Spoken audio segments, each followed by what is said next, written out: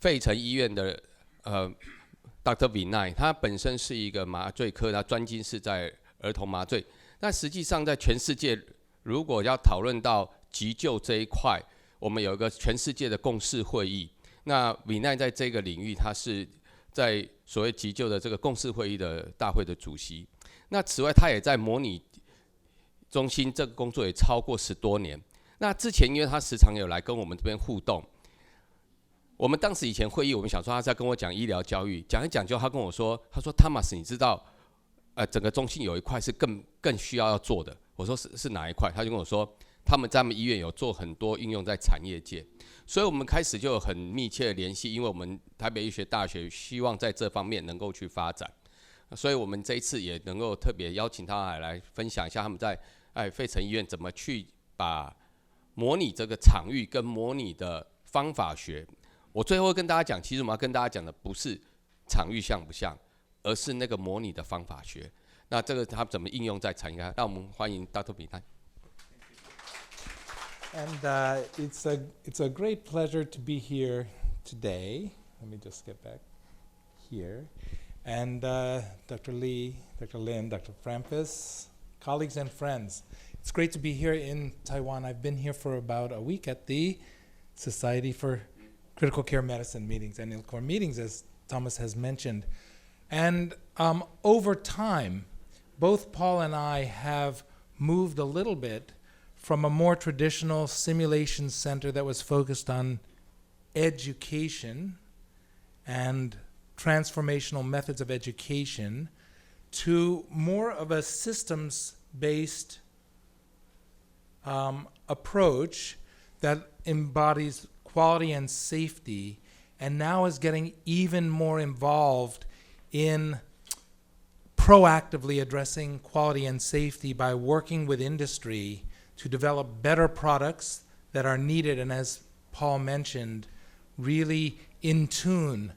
And two things I want to add up front to Paul's excellent presentation are trustworthiness. The accredited centers have track records and processes in place to protect your intellectual property.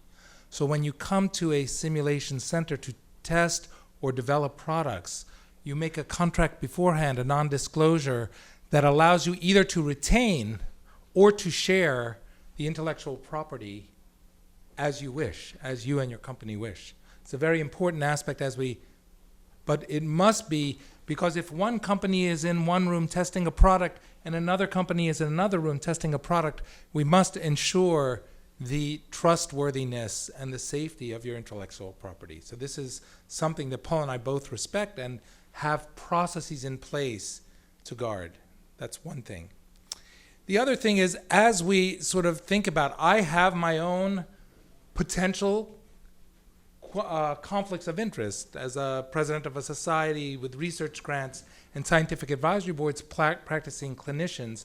But for this presentation, none of the products I'm going to show you as my examples are intended to endorse any product or process, and also have permission from the companies to present it to you as an example. This is just a living example of what we're talking about, of trustworthiness of the center. But when I think about my hospital, and welcome from the Children's Hospital of Philadelphia across the state, I think about a growing, complex center of multiple entities. And when I think about what happens there, we have 640 going to 1,000 beds. We have, just in my ICU, 50 critical care faculty, 26 fellows. We have 500 nurses. We have 100 respiratory therapists. We have 25 pharmacists. The diversity, as Paul was saying, of the end users of your products is extremely diverse and complex. And let me tell you, when you do your clinical trials that you must do to pass it through the regulatory agencies, most of your devices fail not because the devices aren't good, not because they work in the engineering lab. But because the training to implement and use it, as Paul was saying, even for your trials to get it through regulatory bodies, fails because the training on the device was not adequate to display the goodness of your product. And so sometimes they die because there's not that translation from the development lab to the practice. Our history at our simulation center is long. We were the first independent children's simulation center in the United States. And we went to Paul's place in order to get trained so that we could start and learn how to do it. But in 2005, we officially opened, and we have a long and winding road. And it wasn't until really 2020, 2021 that we got involved in device development, validation, testing. It was because we found that medical science, education, and local implementation was getting lost in translation. It was taking 10 or 15 years for a medical device for children to get through the process. And what we found was that so much of the problem was about work as imagined, not work as done. And simulation is able to bring us much closer to processes and work as done. And it takes into account the linkage of the human factors, the human-computer interface, and the environment. And so we developed the FDA, the regulatory body of our country, funded 10 centers because they said medical devices for children take too long to get through. And they wanted accelerators. So in Philadelphia and in Pennsylvania, we developed the Pennsylvania Pediatric Medical Device Consortium. This is a academic, industry, NGO partnership to accelerate the process from a spark of an idea through the development, testing, preliminary, regulatory approval, practice, and post-market for surveillance. We can help with that too. And so these types of things are examples, and I just wrote down, and I put a QR code so you can link to this and you can follow it on your own. So if you want, you just take the QR code and you can see all of the things that have been done over the past, since 2013 when this was started. But I'm going to tell you a little bit first about our simulation center. It has multiple facets: education, research, safety, and design. Makerspace within the center. So we have areas just like your engineering laboratories in the hospital, in the simulation center, so your company can come and rent a space and make your product and test it quickly and go back and forth. You don't even have to go across town in the traffic in Taipei in order to do it back and forth. And so you can be inside the system if you want, or you can be outside the system and just bring in for testing. There are different levels of participation. And so I just outlined for the simulation center how we designed it so that medical device research and development can be part of what we do, where the models and the devices are developed. And then the prototype testing and validation can occur first in simulation, and then we take it with new therapies, education, training to the clinical practice, and we validate with the same tools we used in the simulation rooms. We do it in the real world setting.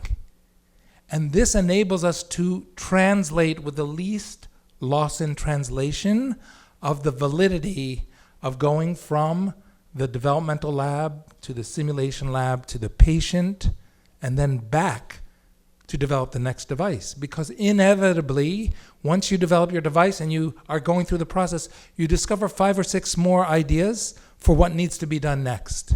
Because, as Paul said, you're collaborating with the end user, the multidisciplinary end user, who's going to inform you what they need.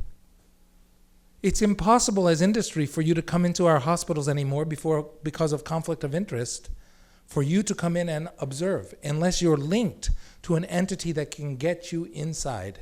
And this, the simulation center can do. Now, let's see if we can advance. There we go.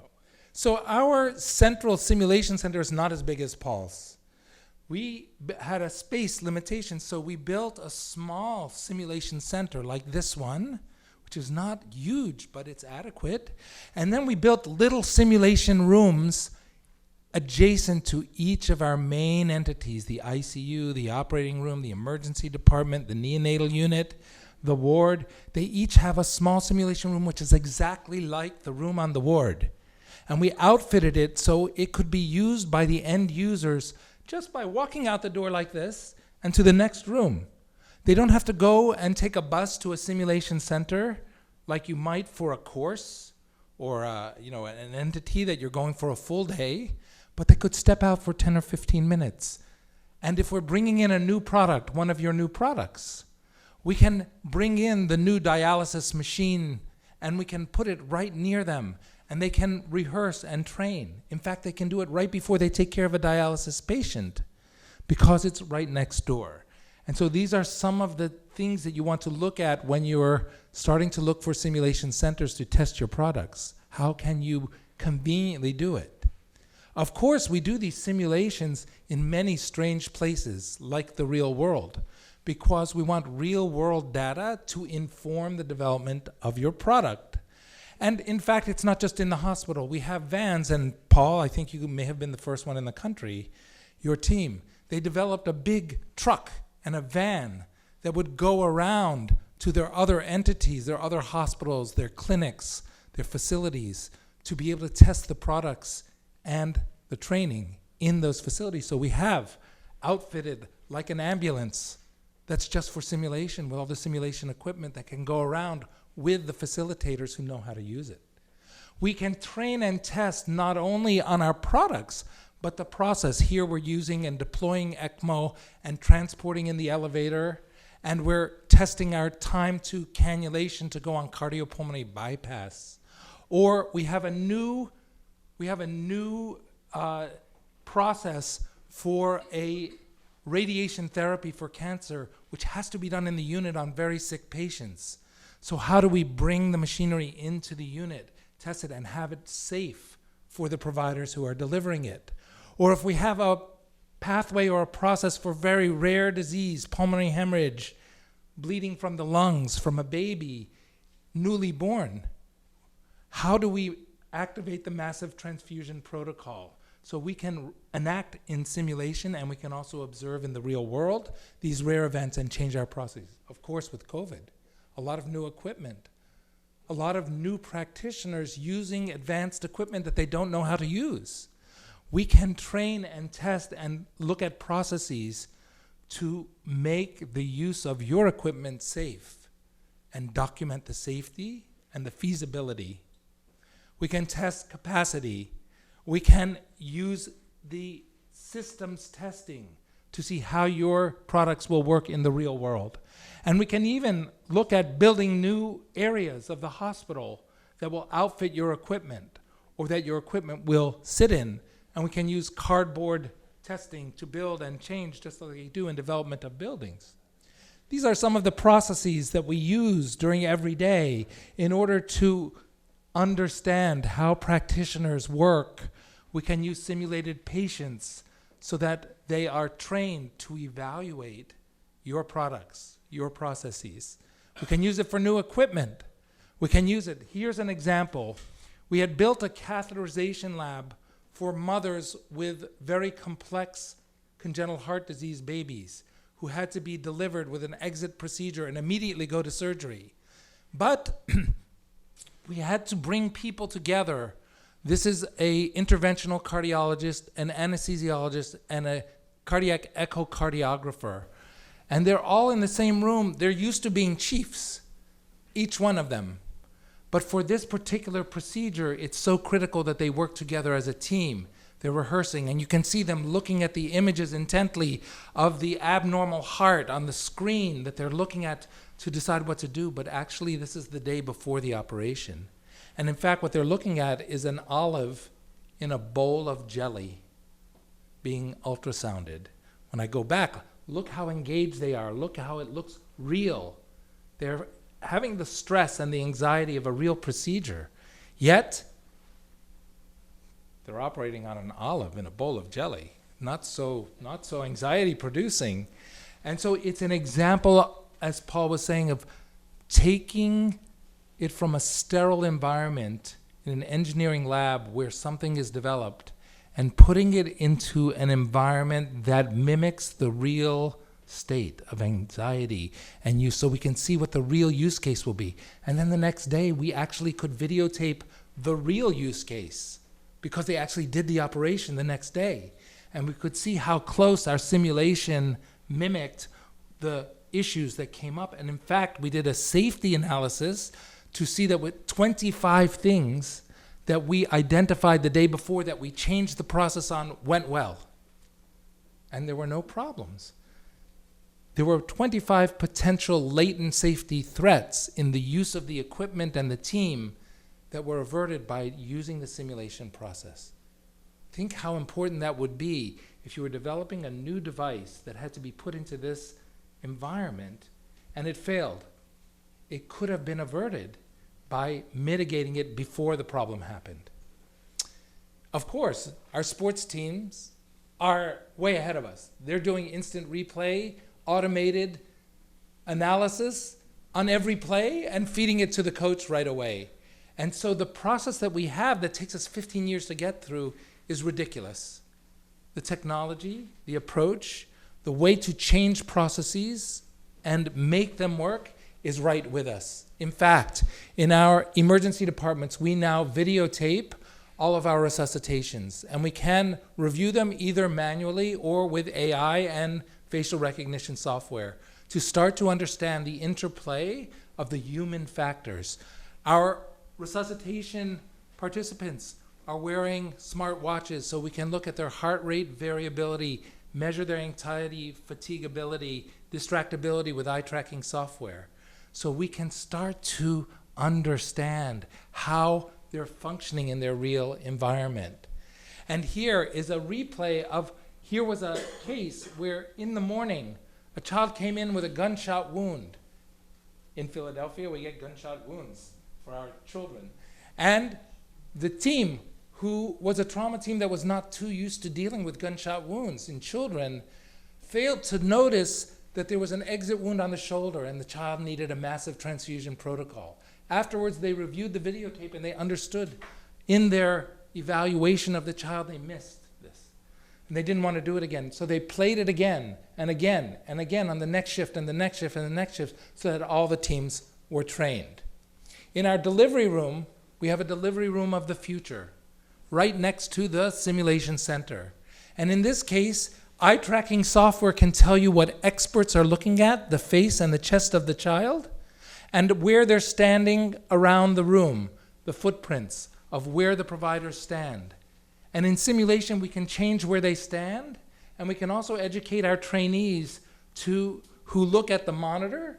They look at the monitor for the heart rate, the respiratory rate, the saturation, the blood pressure. Then they look at the child. Then they look at the heart rate, blah, blah, blah, blah, and at the child. The experienced senior doctors, they look at the face, they look at the chest. They look at the face, they look at the chest. They look at the pulse ox. They look at the face, they look at the chest. They're looking at the child. They're not looking at the monitor, only occasionally. And so we can start to match the expert with the novice. These are techniques that can be applied also to identify the usability. And on your monitors, when you're developing a monitor device for use in the clinical environment, the placement, the color, the size all make such a difference. You know this. But we can test it so that before you finalize your design and present it to your regulatory agency, you can demonstrate this is going to work. We know this is going to work, and this is the best design.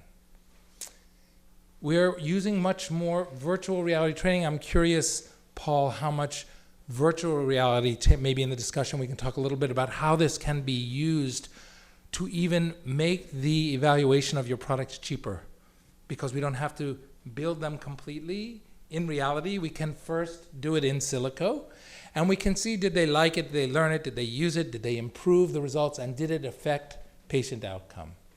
Now, of course, we have to train individuals. This is coming to how do I make sure that my device evaluation during a clinical trial is cheaper and faster.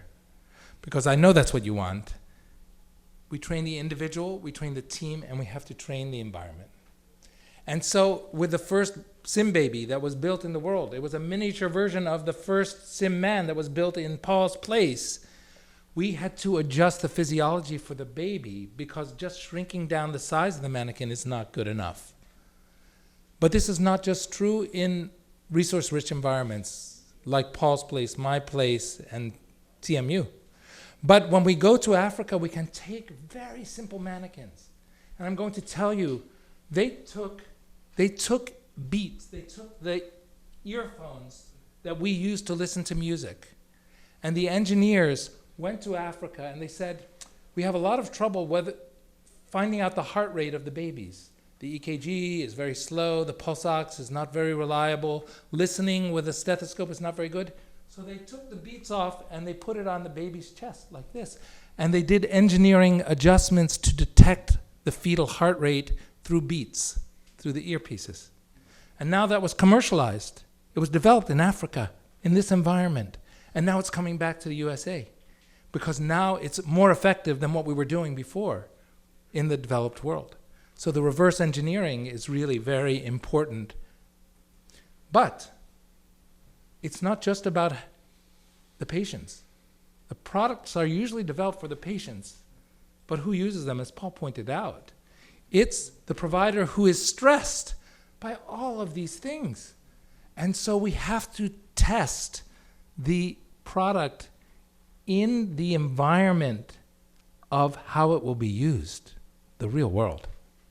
And so the monitoring techniques that we're now using to assess the stress level, not just self-reported, I feel stressed or tired today, but measuring their heart rate, having them wear smart shirts, using the smart watches, et cetera, to detect sympathetic, parasympathetic tone, spit cortisol, eye tracking to look at fatigue, so that we can start to understand really the factors that go into the usability of your devices. Let me give you a couple of examples.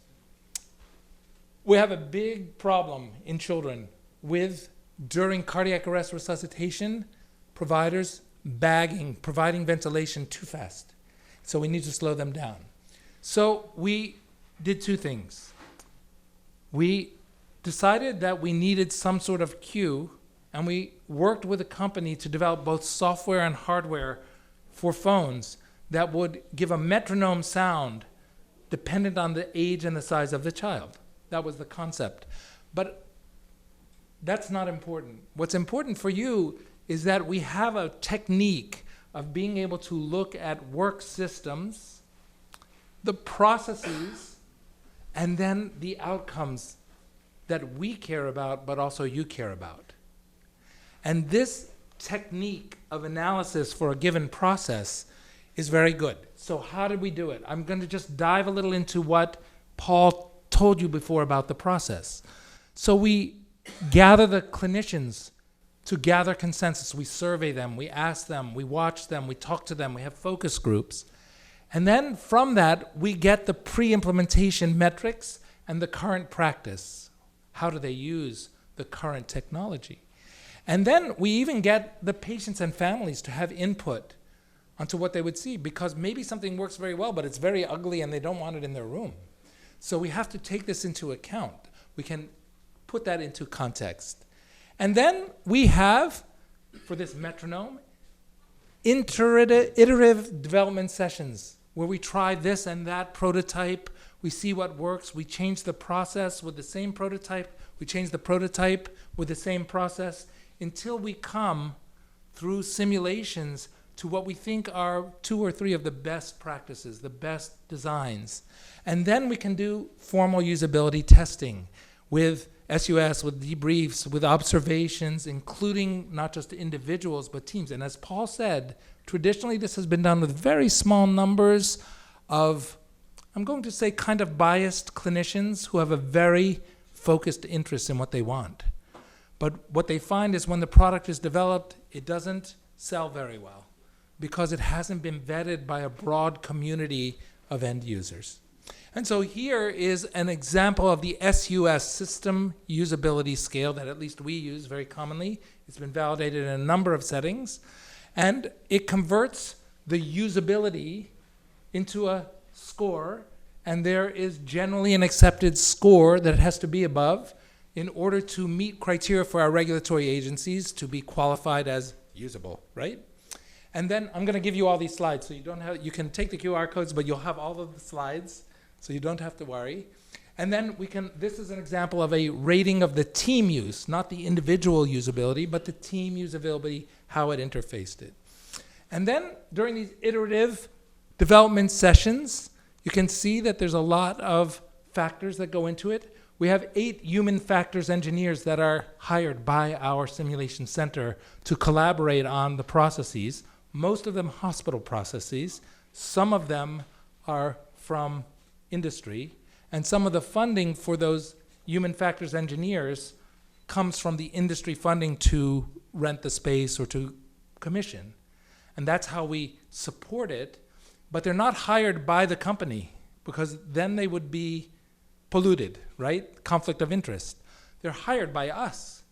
They have no connection, but they're coming from money that was supporting the process. So we come up with our design, whatever it is. We run simulation sessions, about the same number, usually at least 30 participants is kind of a minimum number to run through. We come up and we also have statisticians who are on staff, so they can rapidly turn around the data that we're generating. And then they come up with a team assessment, the process metrics. And so what we get is what you want. A workflow integration analysis. We know the work system, we've surveyed it, we've done it, and then we develop a workflow integration in terms of time, flow, scope, level, and then we can have clinical outcomes that we measure. And you can take this data and you can go to your regulatory agency to say, we have done the workflow integration analysis. The vast majority of this can be done in simulation at about 1/4 of the cost of doing this in real patient care. So we can reduce the cost of going through this regulatory process by almost 75%. Here's a second. We have an airway program where we have a digitized airway bundle that we have to implement.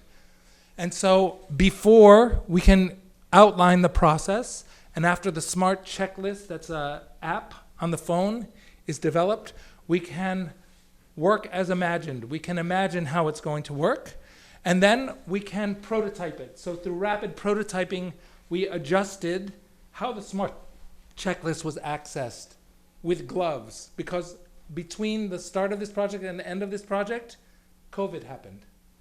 So before, everybody was like, not gloves, we didn't have masks, etc. But during this process, we discovered everybody using the app was going to have gloves on, and sometimes the gloves don't click very well in a small space on your phone. And so we had to do it. Then we cross-check. We do a trial in simulation, and we use our outcome tools that are already validated for these outcomes. And we repeat this. We've done this with pulse oximeters for children, with oxygen masks that can measure CO2, trach alarms where the tracheostomy can become disconnected, and taking a ECMO circuit. This is a cardiopulmonary bypass circuit 20 years ago. Over 20 years, it has been redeveloped. So it now is the size of a tackle box instead of a room full of equipment. And actually, in our labs now, we can put somebody on bypass with something the size of a cell phone. So, like, look at that. It moves forward, but it could be very expensive to keep on developing all of these prototypes and testing them in real life. We have to have a way to accelerate, and that's where we're at. Helping babies breathe. This is a program that started in Africa and India for birth asphyxia, children who weren't breathing at birth. What did they do? Can I borrow your Coke bottle? Yeah. Normally, when we breathe for a young child, it looks like this. We have a mask, we put the mask on the child, and we breathe for the child. Yes? they discovered that many children were not getting good bag mask ventilation. The nurse midwives and the providers were not well trained, and they didn't do it very often. So what did they do? Their engineers observed, and they said, what if we change it so instead of coming from the side, I'm going to turn your bottle upside down. They made the bag upright instead of to the side. They just did this. And now when they push down on the bag, when you push down on the bag and it's like this, the mask comes off the face. But when you push down like this, with this, the mask goes on the face. A simple engineering discovery. But the regulatory bodies didn't like it because for 50 years, anesthesiologists have been bagging like this. Why should we change? So using simulation, we were able to demonstrate that those that use the upright bag versus the side bag, not only was it better in the sim lab, but once they perfected the design, when we took it to the real babies in Africa, they were able to double the survival of the babies who weren't breathing at birth with a simple upright and training on that. And this convinced them, the regulatory bodies, to do it, and now it's all over Africa and all over India. So it's an example, I think, that is very simple but very important. We are working with the manufacturers of the adult chest compressors, automated chest compressors for CPR, because they have no pediatric devices. So we use our PIG lab, our simulation center, our in silico simulation, and now it's moving into testing in real children. And so it's a process that has taken 3 years, which normally would take 10 years. How about drone delivery of automated external delivery? So we can start to look at not just inside the hospital, but how can these products that were developed for in-hospital use be transported and useful in rural areas, in areas and sort of indications that were never possible before. This is a defibrillator which has been, by the telephone dispatcher, dispatched to a golf course. And while 119, while the EMS is en route, which is going to take for here about 15 minutes for them to reach the patient, this drone can geolocate and bring the AED, the automated external defibrillator, in about 3 minutes. And the telephone dispatcher is dispatching it and running it. And so now this is in selected areas, regions, but now it has the technology to move it forward. So just imagine what could happen. Here was our prototype rolling refresher cart for training CPR at the bedside in the ICU. You can see how simple it was with some technology. But the American Heart Association picked up on this rolling refresher concept. They converted it into a commercial cart. And now in more than 2,000 hospitals in the United States, they use this technology now to automatically certify basic and advanced life support training. In the last 2 minutes, I just want to whet your appetite because I know you guys are really medical device developers who want to know. So for instance, non-invasive monitoring of the brain with what we call near-infrared spectroscopy is a technique that can estimate the brain blood flow just from a non-invasive color signal that's coming to and from a source of light, infrared light. And so it's in use, but we don't really know how to use it, and device manufacturers are going wild trying to get this non-invasive development. It works because the light reflects the mitochondria, the power pack of the cell, its function. And you can, trust me, you can do an automated analysis of this to try to predict how much brain blood flow there is. Well, here we are in our emergency department. They made a headband that can monitor the provider's brain blood flow and brain oxygen flow to different areas of the brain.